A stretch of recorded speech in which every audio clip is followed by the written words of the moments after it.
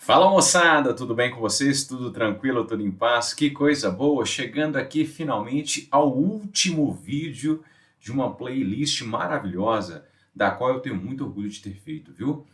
Eu prometo que num futuro bem próximo a qualidade dos meus vídeos irá melhorar significativamente. Mas enquanto eu não tenho os recursos necessários nem para gravar melhor, nem para editar, então vamos aqui com o que nós temos, tá? Bem, vamos começar então a falar vamos falar vamos falar do imperialismo norte-americano. Bem, eu vou comentar bem parcialmente sobre essa imagem que está aparecendo cortada aqui na sua tela, que é a expressão da política do Big Stick. Esse cara aí que vocês estão vendo é o Theodore Roosevelt. Esse cara foi o responsável para implementar aquilo que nós conhecemos como Big Stick Policy, o New Diplomacy. Obviamente que é o seguinte, esse cara, ele se baseou para fazer essa política do Big Stick, ele se baseou num dito africano que diz o seguinte: fale suavemente, mas tenha um porrete em suas mãos. O que ele quis dizer com isso é o seguinte: os Estados Unidos, sabedores ou eles acreditavam que eles eram os detentores da civilização. Então, para justificar ideologicamente as intervenções que os Estados Unidos queriam fazer em outros países, principalmente latino-americanos, eles então propunham a influência, ou o aumento da influência dos Estados Unidos sobre esses países. Então, é uma política intervencionista. Então, se a gente fosse introduzir agora inicialmente, nós diríamos, portanto, que a política do Big Stick é uma política de intervenção. Como assim, Edmar? Que tipo de intervenção? Principalmente intervenção militar. Acontece que os Estados Unidos não iriam chegar simplesmente dando um pontapé na porta dos países. Às vezes ele chegou, mas aqui nesse contexto, no final do século XIX, o que os Estados Unidos queriam era basicamente aumentar a sua zona de influência, uma vez que ali no final do século XIX, início do século XX, os países europeus começaram a concentrar seus esforços de conquista imperialista na África e na Ásia. Então ali os Estados Unidos estavam com a porta mais ou menos aberta, as portas mais ou menos abertas, para que ele que ele consolidasse o domínio sobre a América. Portanto, é o seguinte, a ideia era que, de uma maneira cultural, por meio de influência, por meio da presença comercial, levando produtos, ideias, tecnologia, os Estados Unidos levassem a civilização para esse mundo. Entretanto, a primeira abordagem seria ali suave, falar suave, tentar convencer, tentar fazer com que os países compreendessem que os Estados Unidos, afinal de contas, são detentores da civilização e que esses países latino-americanos que tinham acabado de se tornar independentes, eles precisavam aceitar. Agora, se não aceitassem, estava ali o Big Stick para impor essa civilização a esses países. Ao longo do século XX, haverá vários casos de intervenção dos Estados Unidos em assuntos internos de vários países. Brasil, Chile, Argentina, mas este não é o foco aqui. O nosso foco é a abordagem ali, o que justifica, ou quais são as ideologias que justificam essa atitude imperialista norte-americana. Pois bem, vamos então voltar um pouquinho na história, um pouquinho no tempo, para falar sobre uma doutrina que motivava bastante os Estados Unidos. Daqui a pouco eu vou voltar no Big Stick, porque ele é importante, mas agora nós vamos falar da doutrina Monroe. A doutrina Monroe era uma ideia que foi criada pelo James Monroe em 1823, ele era presidente dos Estados Unidos, e ele dizia o seguinte, eu vou contar essa história bem rapidinho, mas ela vai fazer mais sentido se um dia você quiser, você pode assistir um vídeo meu. Se eu conseguir colocar aqui no card, eu vou colocar, mas se eu não conseguir, você já me perdoa, depois você me procura lá. Mas é basicamente o seguinte, é um vídeo sobre Napoleão Bonaparte. Napoleão Bonaparte, ele foi o governador, o líder da França até 1814, aí então ele foi deposto, ele renunciou, e ele vai para a ilha de Elba, fica lá um tempo, depois ele volta para fazer o chamado governo de 100 dias. Depois do governo de 100 dias, quer dizer, ao final do governo de 100 dias, quando ele perde a batalha de Waterloo, ele é deposto definitivamente. Então aí depois ele vai para a ilha de Santa Helena e fica lá até o final da sua vida. Pois bem, o Napoleão, antes de sair do poder, ele deu uma bagunçada na Europa. Ele interveio em países, ele teve guerra com outros países, enfim. Um dos países mais afetados pelas ações de Napoleão foi a Espanha, porque o Napoleão ele destronou um rei e colocou lá no lugar desse rei o seu irmão, o Luiz Bonaparte. E aí a situação política espanhola ficou um tanto quanto fragilizada. E isso permitiu que, por exemplo, um efeito colateral dessa instabilidade política da Espanha foi o início do processo de independência de vários países aqui na América Latina. E aí os Estados Unidos se apresentaram como os primeiros entusiastas desse processo de independência desses países. Então, os Estados Unidos, que eu quero dizer é o seguinte, que eles apoiaram o processo de independência de várias nações latino-americanas. Quando Napoleão é retirado do poder, quando o reino espanhol é restaurado, há ali uma tentativa, uma negociação, uma conversa, uma discussão sobre a possibilidade dos países europeus reconquistarem, recolonizarem os países latino-americanos, basicamente a Espanha. Mas os americanos, os norte-americanos, os estadunidenses se colocaram contra essa possibilidade de recolonização dos países latino-americanos. Portanto, os Estados Unidos pregavam, teoricamente, que a Europa deveria respeitar a soberania dos países americanos. Que se eles conquistaram a independência, então a independência deveria ser respeitada pelas potências europeias. Esse respeito à soberania, esse respeito à independência, esse respeito à autonomia dos países latino-americanos pode ser sintetizado no lema América para os americanos. Bem, obviamente que os Estados Unidos não fizeram ou não se colocaram como defensores da independência dos países latino-americanos puramente por benevolência. É claro que os Estados Unidos eles estavam interessados no aumento da influência deles sobre os países latino-americanos, eles queriam fazer parcerias comerciais, queriam abrir novas fontes de exploração de recursos naturais, etc. Então, portanto, a doutrina Monroe é uma ideologia que vai depois justificar a possibilidade dos Estados Unidos ampliarem sua zona de influência sobre a América. Tá? Essa charge que vocês estão vendo, ela critica, ela ironiza essa doutrina Monroe, porque no final das contas, a doutrina Monroe é apenas uma desculpa, ou seria uma desculpa para que os Estados Unidos dominassem toda a América. Tá? Bem, essa questão é bastante conhecida, é bastante já processada aí pela historiografia, mas o tio Sam, que é o personagem que representa os valores norte-americanos, ele está dominando, ele está pisando sobre a ponta, uma ponta está lá, um pé direito dele está lá no Alasca e o outro pé dele está lá na Patagônia, ou seja, dominando quase toda a extensão do continente americano. Pois bem, então a doutrina Monroe é a doutrina de apoio ao processo de independência dos países latino-americanos e ela pode ser sintetizada na frase América para os americanos. Bem, uma outra, dentro desse histórico, dentro desse contexto, a gente pode destacar uma guerra que aconteceu entre os Estados Unidos e a Espanha. A guerra entre a Espanha e Estados Unidos, ela foi de forma bastante criativa chamada de Guerra Hispânico-Americana. Bem, a Guerra Hispânico-Americana, teoricamente, era para que os Estados Unidos, ou porque os Estados Unidos estavam dando apoio ao processo de independência de Cuba. Cuba estava querendo se tornar independente, e aí os Estados Unidos mandam ali navios para dar suporte, dar um apoio moral, e aí essa primeira leva da presença de americanos ali em Cuba vai ser destruída, vai ser morta pelos espanhóis. E aí isso vai servir de desculpa para que os Estados Unidos possam aprovar um projeto, uma intervenção com soldados, com mais armamento, com mais pessoas, para lutar contra a Espanha, porque afinal de contas os soldados americanos, marinheiros americanos foram mortos. Essa charge que vocês estão vendo aqui, ela apresenta o The Spanish Brute, que é uma espécie de representação na visão dos americanos do espanhol.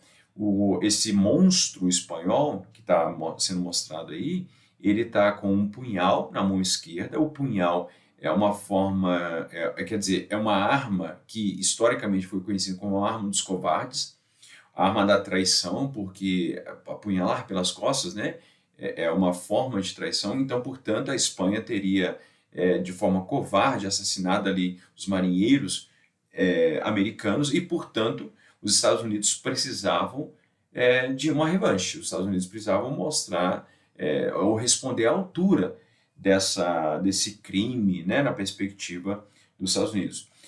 Essa charge, ela mostra uma coisa que vai ser muito comum ao longo do século XX, que é a desumanização de um inimigo.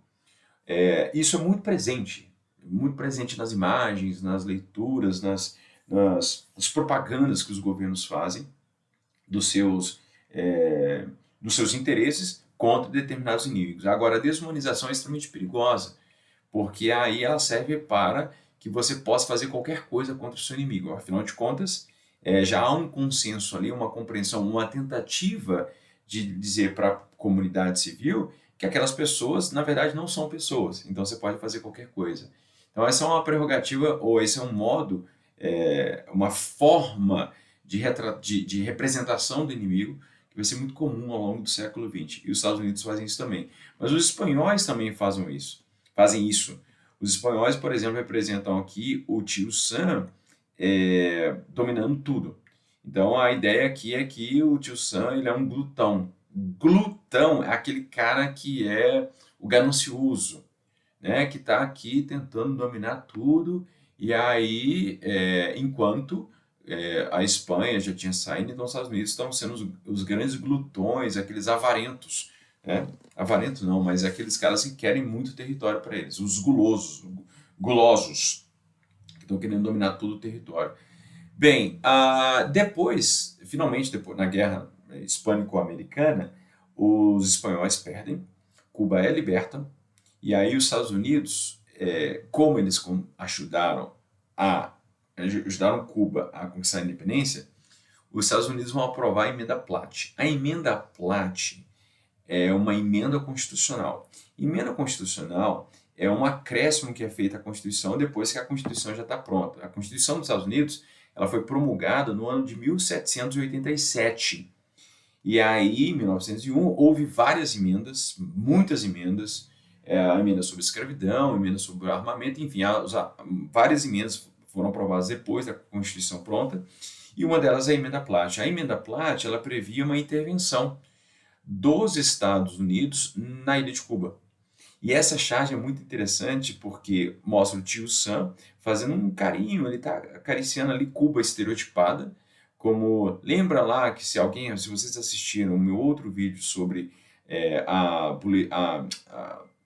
as leis de Jim Crow, você vai perceber que há uma semelhança na representação dessa criança, dessa menina aqui, com aquelas imagens do Jim Crow, que é uma imagem estereotipada do negro.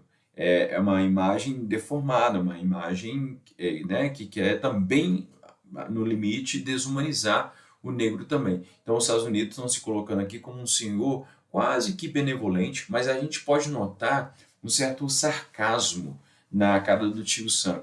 Enquanto ele está fazendo carinho com a mão direita ali na menina, ele está escondendo dela a liberdade. Então, ele está, enfim, escondendo dela. Bem, a própria liberdade está com um olhar meio estranho ali, né? Então, é como os Estados Unidos tivessem tirado a liberdade. Existem outras interpretações dessa imagem, mas essa é uma interpretação que eu, enfim, que eu faço, principalmente baseado aqui na legenda, Cuba's freedom is not far off. Não está longe, mas também não é dada. Quer dizer, ou então no máximo pode ser só dada pelos Estados Unidos. Então a independência de Cuba não representa efetivamente a liberdade de Cuba, porque os Estados Unidos estão escondendo dela, embora esteja perto dela. Entendeu? Então é uma situação meio paradoxal. Mas porque também os Estados Unidos ficam lá presentes em Cuba até 1934. Depois que eles saem, depois que eles diminuem a influência deles lá, a presença deles em Cuba, a situação degringola bastante, vai haver ditadura de uma autocracia, e aí depois vai acontecer a Revolução Cubana em 1959. Cuba é muito próxima dos Estados Unidos, né? Ela é muito próxima da Flórida. Então, os Estados Unidos, desde a independência, sempre teve de olho ali naqueles territórios.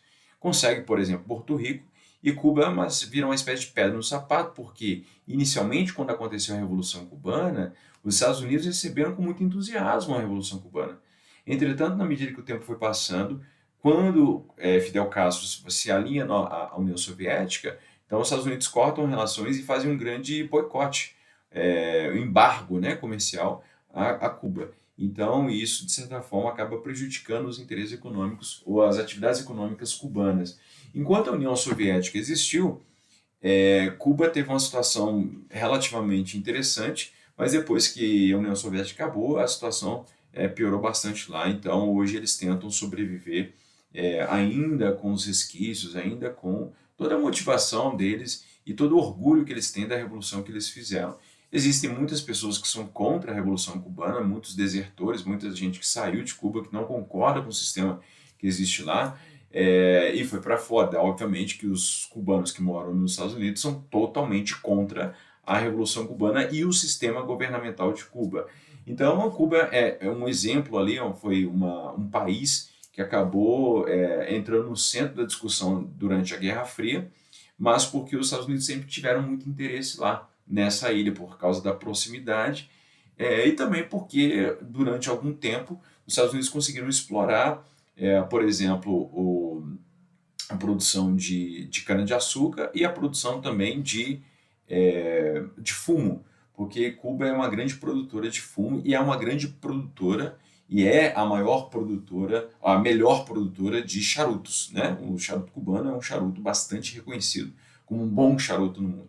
Bem, mas embora os Estados Unidos tenham saído de lá, e embora tenha acontecido uma revolução liderada pelo Fidel Castro e Che Guevara, existe até hoje em Cuba um pequeno território, eu não sei a extensão exata, mas é bem pequeno mesmo, que é uma base militar em Guantánamo, que é uma ilha cubana. Cuba é um arquipélago, né? Tem uma ilha gigantesca, a maior dela, que é onde fica a maioria da população, mas tem pequenas ilhas ali em volta, né?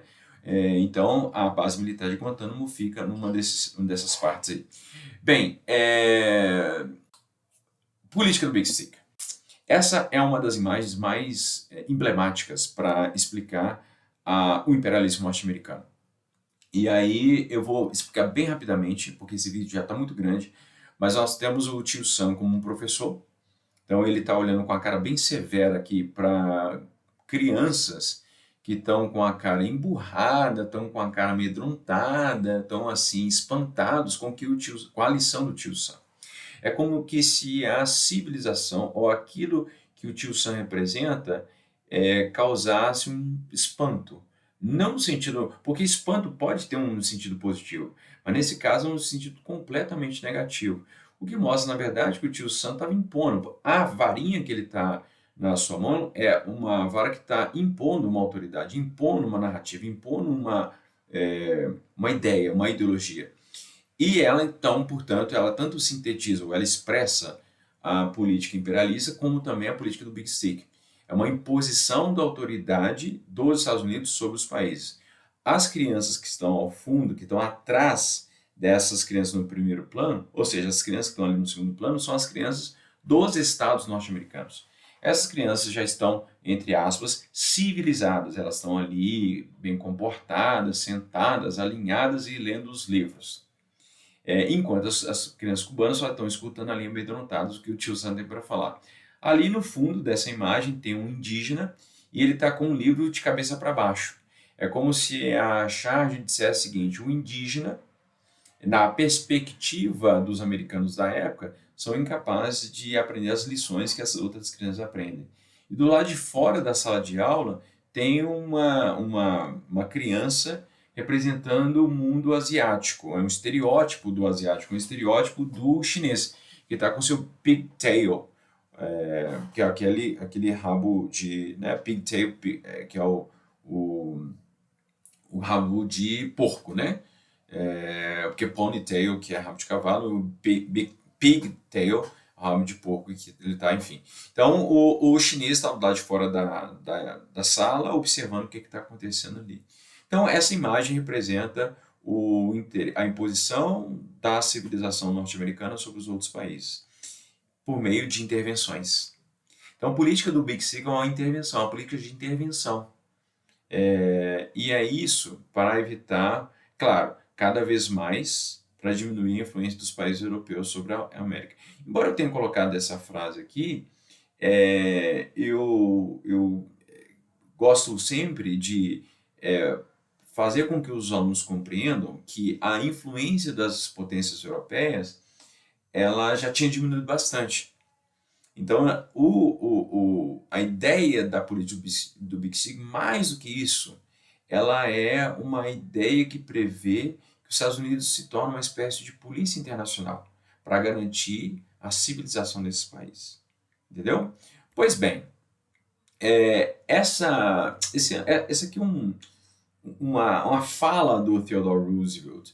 Eu não vou destacar tudo, mas basta saber o seguinte: se você estiver assistindo esse vídeo, se você estiver com tempo, dá uma pausa aqui e dá uma olhada, dá uma analisada nesse texto, porque ele é muito interessante. O Theodore Roosevelt aqui fazendo um discurso aqui bem inflamado, mostrando todo o poder e a autoridade dele. Eu só vou destacar o seguinte: os Estados Unidos começam a dizer, quer dizer, o Theodore Roosevelt começa falando, não é verdade que os Estados Unidos sentem qualquer fome de terra. Beleza, deixa eu pular aqui para baixo, aqui para o meio. Irregularidades crônicas ou uma incapacidade que resulte no afrouxamento geral dos laços da sociedade civilizada podem, em última instância, exigir, na América, como em outro lugar, intervenção por alguma nação civilizada. Ou seja, a política do Big Stick ela é justificada devido a irregularidades, a instabilidades, a situações ruins que podem em que país possam estar eventualmente sofrendo. Então, os Estados Unidos teriam uma espécie de poder de polícia internacional para intervir para garantir a civilização. Então, essa é a política do Big Stick, que marca o Big Stick, o grande porrete, representa a autoridade militar, autoridade, uma força, né, para intervir nesses países. Finalmente, esse vídeo já ficou gigantesco, mas espero que vocês estejam por aí ainda. Vamos falar do Canal Panamá. Os Estados Unidos tinham um problema crônico até a construção do Canal de Panamá, que era levar mercadorias ali da costa leste para a costa oeste. Os Estados Unidos, nessa época da construção do Canal do Panamá, que é na passagem do século XIX para o século XX, os Estados Unidos já tinham conquistado quase todo o território que hoje são os Estados Unidos. Mas havia uma dificuldade muito grande para levar mercadorias ali para a costa oeste. Então, por exemplo, os Estados Unidos tinham que navegar passando lá pela América do Sul. Então, para encurtar esse caminho, eles se aproveitam, eles estão prestando atenção no que está acontecendo no mundo, e os países europeus tentaram construir o Canal do Panamá para levar negócios ali para o Oceano Pacífico. Acontece que os países europeus não conseguem. Milhares de pessoas morrem, tem inundação, porque os caras não fazem a contenção correta. E quem vai conseguir efetivamente construir o Canal do Panamá vão ser os Estados Unidos. Porque o nível do Oceano Atlântico e o nível do Oceano Pacífico é diferente, são diferentes níveis, né? E aí tem que tomar muito cuidado para justamente não ter inundação. O que os Estados Unidos vão fazer é que eles vão construir eclusas, é uma espécie de elevador para nivelar a navegação. Então, vem de um determinado ponto, ele é mais baixo, por exemplo, então o navio entra numa espécie de tanque, aí sobe a água, então, e aí o navio pode prosseguir. Já no caso, por exemplo, quando ele está no nível mais alto, então ele entra num tanque, aí tem um esvaziamento do tanque, e aí ele pode continuar navegando. Então, essa tecnologia foi fundamental para garantir a navegabilidade do canal e para permitir que os produtos fossem levados da costa leste para oeste. Atualmente, é uma via de mão dupla, né? Vai do leste para o oeste, do oeste para o leste. Mas os Estados Unidos fizeram isso, obviamente, para diminuir os custos de transporte de seus produtos.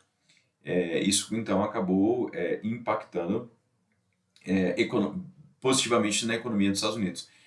Para o Panamá especificamente, o Panamá começou a cobrar pedágio dos outros países que levavam mercadorias, e com isso ele também teve benefícios. Mas por mais de 100 anos, os Estados Unidos puderam navegar ali no canal sem pagar qualquer tipo de taxa. E eu acredito, eu não sei, porque eu não estudei isso depois, mas eu acredito que os Estados Unidos continuam ainda tendo privilégios na questão da navegação. Bem, é isso. Os Estados Unidos foram imperialistas, eles conquistaram muitos territórios e tudo o que eles fizeram foi com o intuito de melhorar cada vez mais a sua economia industrializada. Então a gente pode resumir basicamente assim. Tá bom, moçada? Espero que vocês tenham entendido. Se vocês não entenderam, por favor, pode mandar mensagem aqui, pode mandar comentários, que eu terei um prazer insofismável em responder todos vocês. Um grande abraço e até a próxima, gente. Tchau!